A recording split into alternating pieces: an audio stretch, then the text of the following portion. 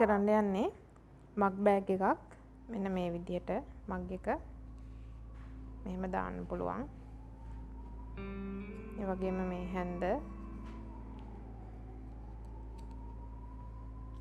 මේ වගේ sugar packet එකක් දාගන්නත් පුළුවන්. දැන් අපි බලමු මේකට අවශ්‍ය කරන ද්‍රව්‍ය මොනවද කියලා. අපිට ඕන කරන්නේ printed material එකයි මේකටම ගැලපෙන plain material එකක්, paper stiff, අටෙන් එකේ ස්පොන්ජ් කැබැල්ලක්, මේ වගේ ඉලාස්ටික් කෑල්ලක්, කවර් බටන් එකක්. අපි දැන් බලමු මේකේ බ්ලොක් හදාගන්නේ කොහොමද කියලා. මේකෙදි මම අරගෙන තියෙනවා සෙන්ටිමීටර් 20ක් දිග, සෙන්ටිමීටර් 11ක් පළල කොටුවක්. මේ කොටුවෙන් printed material එකයි plain material එකයි stiff අලවගෙන කොටස් දෙකක් ඕනේ. ඊට පස්සේ අපිට ඕනේ මෙන්න මේ වගේ සෙන්ටිමීටර් 45ක් දිග, සෙන්ටිමීටර් 15ක් උස කොටුවක්. මේක වටේට මම කර්ව් කරගෙන තියෙනවා. මේකෙන් ඕනේ printed material එකනොයි plain material එකනොයි stiff අලවපු කොටස් දෙකක්. ඊට පස්සේ ඕනේ සෙන්ටිමීටර් 22ක් උස, සෙන්ටිමීටර් 19ක් පළල මේ වගේ කොටුවක්. මේකෙනොත් printed material එකෙන් කොටස් දෙකක් stiff අලවපු, plain material එකෙන් කොටස් දෙකක් මේකට stiff අලවලා නැහැ. මේකට ඕනේ අපිට අටෙන් එකේ ස්පොන්ජ් එකක්. මෙන්න මේ වගේ ස්පොන්ජ් කොටස් දෙකක් ඕනේ. දැන් අපි බලමු මේක මහ ගන්න විදිහ. ඉස්සෙල්ලම මහන්නේ අපි සෙන්ටිමීටර් 20ක් දිග, සෙන්ටිමීටර් 11ක් පළල මෙන්න මේ printed කොටස. මේක මෙන්න මෙහෙම දෙකට නමලා ෆුට් සයිස් එකේ ගානෙන් මහගෙන යන්න ඕනේ. මේ හැම එකටම මම මැහුම් වාසි වෙනම තියලා නැහැ. ෆුට් සයිස් එකේ ගානින් තමයි අපි මහගෙන යන්නේ. මෙතනදී එක කොටසක් ඉඩ තියලා, ඒ කියන්නේ අපිට හරවන්න පුළුවන් ප්‍රමාණයක් ඉඩ තියලා වටේ මහගෙන යනවා.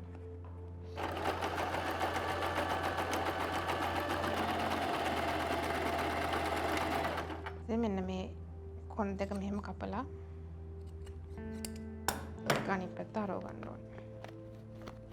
මේක මේ විදිහට හරවගත්තට පස්සේ මෙතන මේ viewer එකත් මෙහෙමම තියලා පින් එකක් ගහ ගන්නවා. මේක අපි දැම්මම මහන්න නැහැ. තියලා හොඳට අයන් කරගන්න ඕනේ මේක. ඊට පස්සේ අපි මේක අල්ලගන්නේ මෙන්න මෙතන පෙර් කර්ව් හැඩයට කැපුවා කොටසක්. ඒකේ තනි පාට රෙද්ද තමයි මේක අල්ලගන්නේ.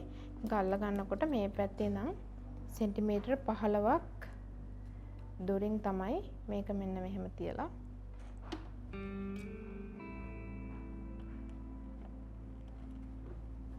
මහ ගන්න ඕනේ. මෙතනදී මේ දෙපැත්තම හරියට බැලන්ස් වෙන්න ඕනේ. එතකොට මෙන්න මෙතන අපි මම අර කිව්වේ sugar bag එකක් එහෙම දාගන්න පුළුවන්. මෙතනට දාගන්න පුළුවන්. එතකොට අපි මෙතන මහනකොට මේ වටේ ටික විතරයි මහන්නේ. තුන් පැත්තක් විතරයි මහන්නේ. මෙතන මහන්නේ නැහැ. ඒ එකම මහගෙන යනකොට තමයි මෙතන අපි මේ කොටස මේ රෙද්දටම තියලා අල්ලලා මහන්නේ. මෙතනදී අපිට normal stitch එක ඇරුණකොට මෙතන අනිත් ස්ටිච් දාගන්න පුළුවන්. මම මෙතෙන්ට මෙන්න මේ zigzag එක දාගන්නවා පැටර්න් එකක්.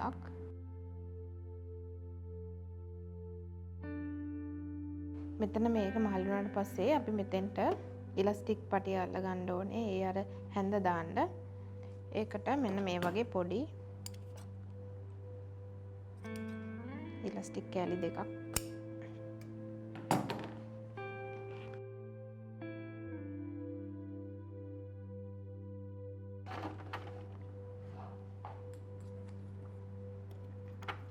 මෙන්න මෙහෙම පොඩ්ඩක් හැන්ද දාලා සයිස් එක පොඩ්ඩක් බලලා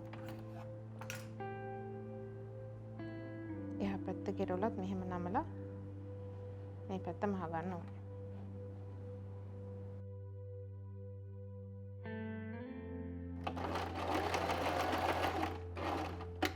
එතන මැහුවට පස්සේ මෙතනත් අනිත් ඉලාස්ටික් කෑල්ල මහ ගන්න ඕනේ.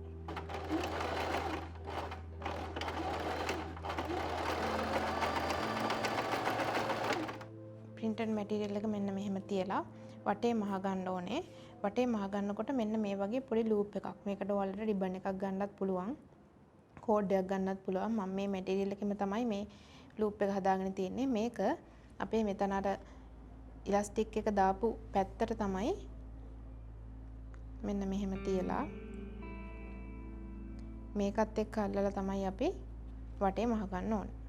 මෙතන වටේ මහ ගන්නකොට මෙන්න මේ හරියෙන් සෙන්ටිමීටර් 8ක වගේ ප්‍රමාණයක් ඉඩ තියන්න ඕනේ. අපි එතනින් තමයි හරවන්නේ. වටේ අපි මහන්නේ ෆුට් සයිස් එකේ ගානට.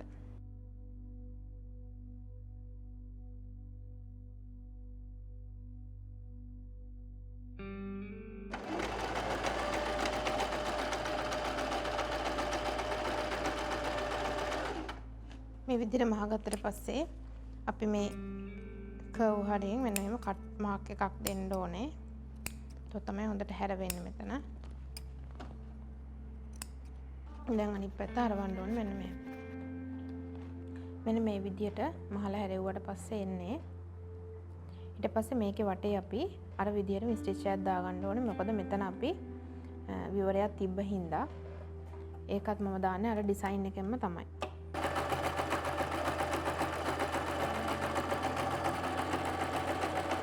මෙන්න මේ විදිහට තමයි මෙව්වට පස්සේ එන්නේ. ඊට පස්සේ අපි මෙන්න මේ කොටස් හතරක් කැපුවා. මේකෙදි මේ printed material එකේ මේ කොටස් දෙකේ මෙන්න මේ plain material එකට ස්පොන්ජ් කෑල්ල තියලා අපි මේක පොඩ්ඩක් කොයිල් කරගන්න ඕනේ.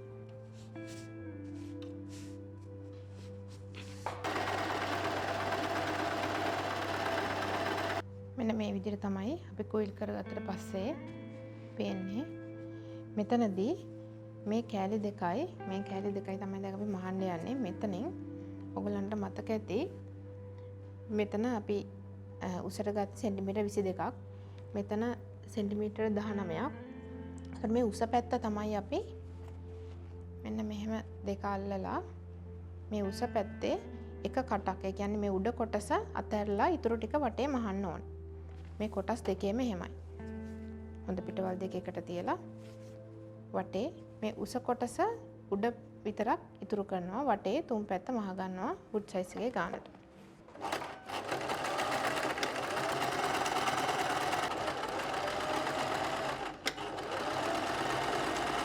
මෙන්න මේ විදිහට තමයි තුන් පැත්ත මහ ගුණාම පේන්නේ. මෙතන දැන් අපි යට කොටස මහන්න ඕනේ. යට කොටස මහනකොට මෙන්න මේ විදිහට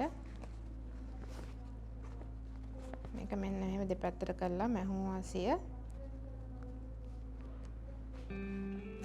අඩිය කොටස මැහුම් වාසිය මෙන්න මෙහෙම දෙපැත්තට කරලා මෙතන ඉඳන් සෙන්ටිමීටර් 3ක් මෙතෙන්ට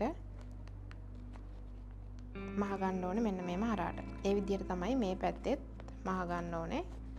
ඒ විදිහටම මේ කොයිල් කරපු කොටසෙත් කොන් දෙක මහ ගන්න ඕනේ. විදිහට මැව්වට පස්සේ මෙන්න මේ කොන මේ විදිහට කපන්න ඕනේ.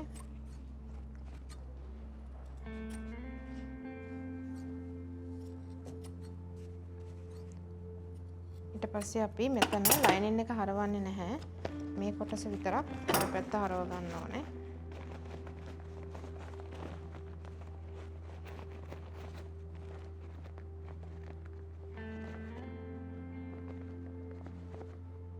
ඊට පස්සේ අපි මේ ලයිනින් එකයි මේ ලයිනින් එක ඇතුළට මේක දාලා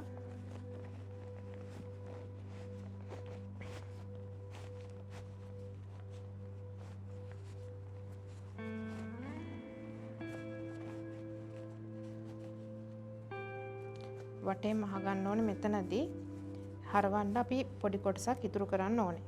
සෙන්ටිමීටර් 8ක වගේ කොටසක් ඉතුරු කරලා වටේම මහ ගන්න ඕනේ.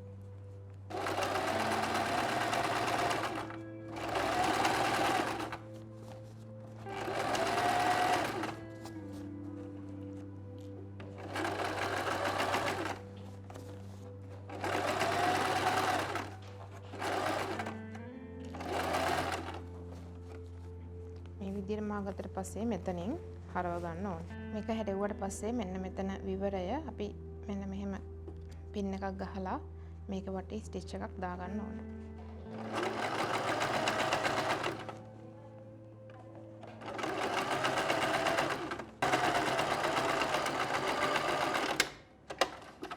මෙන්න මේ විදිහට මාන් වුණාට පස්සේ අපි මෙන්න මේ මහපු එකය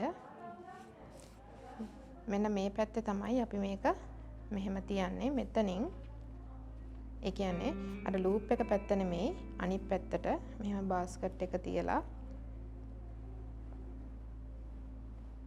මෙන්න මෙතනින් ස්ටිච් එකක් දාගන්න ඕනේ. මේක අපි ඉස්සෙල්ලාම පින් එකක් ගහලා මෙන්න මේ විදිහට මෙතනින් මැෂින් ලයින් එකක් දාගන්න ඕනේ.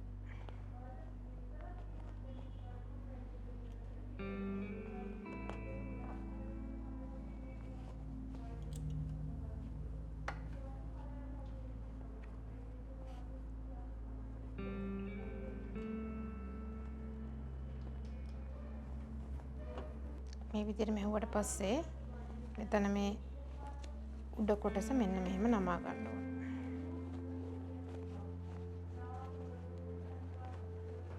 සාමාන්‍යයෙන් මේක නැමෙන්න ඕනේ සෙන්ටිමීටර් 5ක වගේ ප්‍රමාණයක්. නැවුනහම ඇති. මොකද මග් එක දාන්න උස තිබ්බහම ඒ ප්‍රමාණය ඇති. ඊට පස්සේ මෙන්න මෙතන කොටස අපි අතින් මහ ගන්න ඕනේ.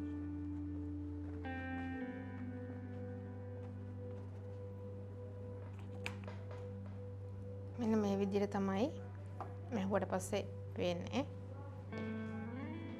දැන් අපි මේකට හැන්ඩල් එකක් ඕනේ. ඒකට තමයි මෙතන අපි ප්ලේන් මැටීරියල් එකක් කපා ගත්ත ස්ටිෆ් එකක් අලවලා සෙන්ටිමීටර් 20ක් දිග 11ක් පළල ඒ කොටස මෙන්න මෙහෙම දෙකට නමලා ෆුට් සයිස් එකේ ගානට මහ ගන්න ඕනේ.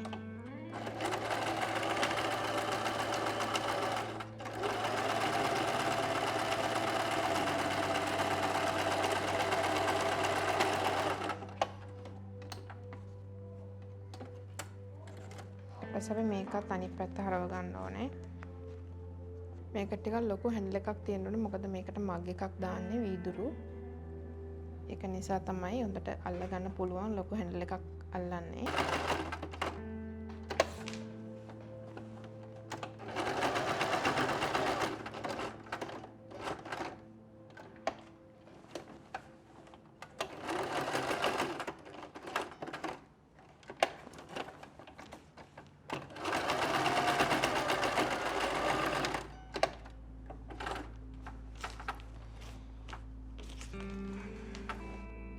මෙන්න මේ විදිහට තමයි මෙව්වට පස්සේ එන්නේ.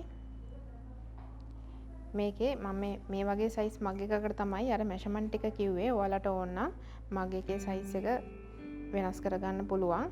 එතකොට මෙතන මේ සයිස් එක තමයි වෙනස් කරගන්න ඕනේ.